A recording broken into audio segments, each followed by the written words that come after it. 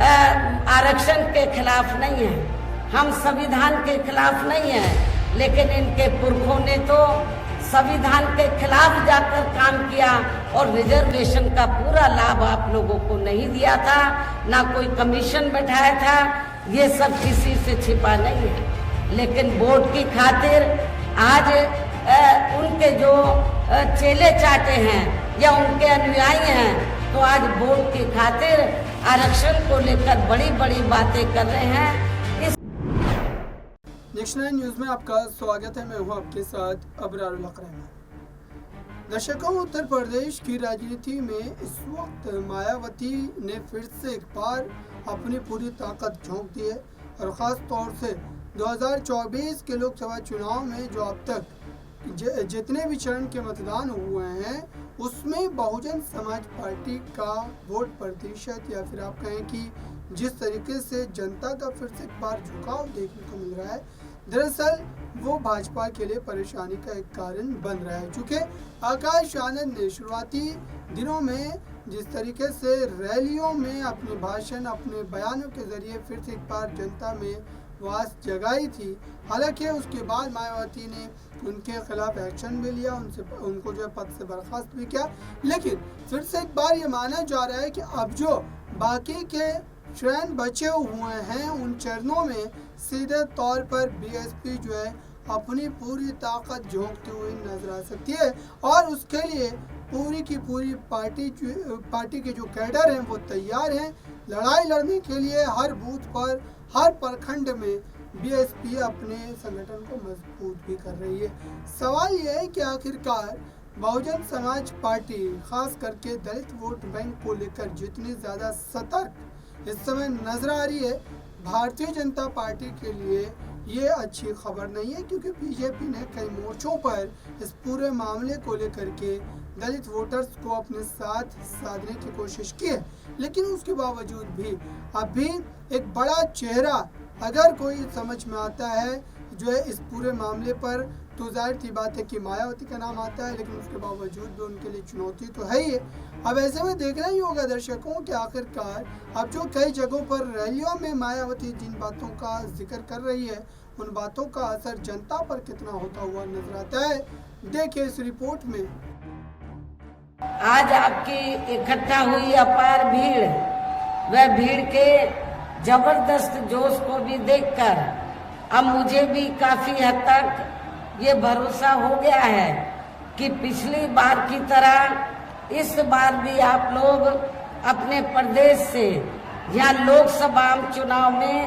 अपनी पार्टी का बेहतर रिजल्ट जरूर लाएंगे। इसके लिए अब मैं आप लोगों का ध्यान कुछ जरूरी बातों की तरफ दिलाना चाहती हूँ और इस संबंध में विशेषकर मैं कांग्रेस, बीजेपी व इनके अन्य सभी सहयोगी दलों के बारे में ये कहना चाहूंगी कि आज़ादी के बाद शुरू में केंद्र व देश के काफी राज्यों में भी ज्यादातर सत्ता यहाँ कांग्रेस पार्टी के हाथों में ही केंद्रित रही है, किंतु इनकी अधिकांश मामलों में रही गलत नीतियों एवं गलत कार्य प्रणाली आदि की वजह से ही फिर इस पार्टी को केंद्र में काफी राज्यों की भी सत्ता से बाहर होना पड़ा है तथा यही स्थिति इनकी सहयोगी पार्टियों की भी बनी रही है। और आप लोगों को वैसे ये मालूम है कि जब आजादी के बाद यानी कि अंग्रेजों के जाने के बाद केंद्र में देश के ज्यादातर राज्यों में कांग्रेस पार्टी सत्ता में आई और केंद्र में जब पहली सरकार बनी थी कांग्रेस पार्टी की, तो उस पहली सरकार में परम पूज्य बाबा साहब डॉक्टर अंबेडकर लॉ मिनिस्टर थे। तो उस समय बाबा साहब डॉक्टर अंबेडकर ने तो कांग्रेस पार्टी के मुखिया को ये कहा, पंडित जवाहरलाल नेहरू एंड कंपनी के लोगों को ये कहा कि भारतीय संविधान में एससी व एसटी वर्गों को जो सरकारी नौकरियों में जो रिजर्व। तो आपने देखा दर्शकों, क्या वाकई उत्तर प्रदेश में जिन मुद्दों को मायावती उठा रही हैं और ख़ास तौर से भारतीय जनता पार्टी को लेकर जो उनके तेवर हैं, क्या उस तेवर के साथ जनता भी खड़ी नजर आएगी। दरअसल उत्तर प्रदेश में बीजेपी के कई बड़े दावे हैं। बीजेपी दावा तो यहाँ तक कर रही है कि वो उत्तर प्रदेश में सबसे ज़्यादा सीटों पर चुनाव जीतेगी और सबसे बड़ी पार्टी बन करके भी उभरेगी। चूँकि उत्तर प्रदेश में भारतीय जनता पार्टी को पिछली बार भी आप कह सकते हैं कि कई जो है गुना ज़्यादा सीटें और राज्यों से मिली थी उत्तर प्रदेश में, और यही वजह है कि इस बार फिर से वही खेला दोहराने का प्रयास किया जा रहा है। लेकिन मायावती के इस तेवर और मायावती के इस बयानबाजी के बावजूद भी क्या ये कहा जा सकता है कि उत्तर प्रदेश में बीजेपी खास तौर से अपने प्रदर्शन को दोहरा पाएगी और उसी स्थिति में दोहरा पाएगी? ये बड़ा सवाल है, चूँकि लगातार आप देख रहे हैं कि कई मोर्चों पर हर विपक्ष की पार्टी और खुद भारतीय जनता पार्टी ये मुमकिन कोशिश कर रहे हैं कि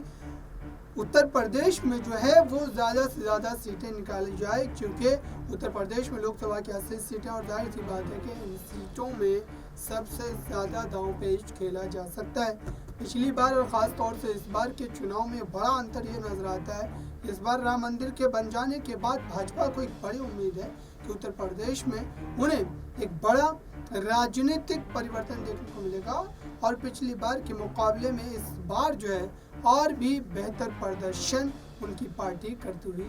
नजर आएगी। इस पूरे मामले पर मायावती के एक पक्षकार की खातिर आरक्षण को लेकर बड़ी बड़ी बातें कर रहे हैं। इस मामले में बीजेपी भी कोई पीछे नहीं है,